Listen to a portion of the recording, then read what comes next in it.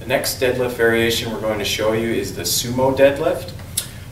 Everybody will be doing this version, but especially if you're a taller individual, we'll probably prescribe this a little bit more often. The reason being, if you're a little bit taller, what happens when you're doing the conventional deadlift is with your legs being a little bit longer, your knee really gets out over the bar. So as you stand up, you almost have to round your back to get that bar to clear past your knees, or if you're a shorter person, it's a little bit easier to do so. So the good thing about the sumo deadlifts is you take a little bit wider stance and you flare your toes out like so, and what that does is it lets your legs get out of the way a little bit. So if you are taller, it's a little bit easier for you to execute it, and it's a little bit better for your lower back when you're doing it. So again, we're flaring the toes out on this variation. We're going to be a little bit wider stance than we did with any of the other deadlift variations.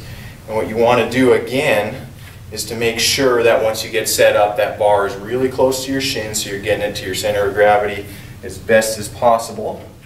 One difference is your hands are going to be in a little bit closer. We were about shoulder width apart or a little wider on the regular deadlift movements. With the sumo, you're going to be pretty much straight down from your shoulders, even a hair narrower possibly. So this is what it should look like again, alternating grip. My toes are flared out, my stance is a little bit wider. I still want to make sure my back has a good angle on it, so when I'm finished here, I'm going to show you from the side how it looks. My hips are a little bit lower, so I'm just fractionally above my knees with my hips rather than the midpoint on the other variations. And again, everybody's height and different, different lengths and parts of your body are going to be a little bit different, so everybody will be a little bit different.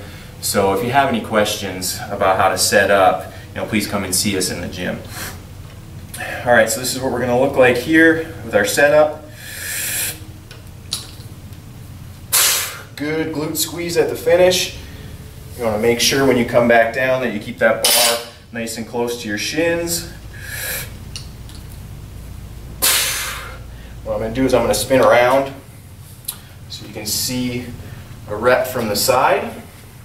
So again, you can kind of see my hips are just a little bit lower on this variation.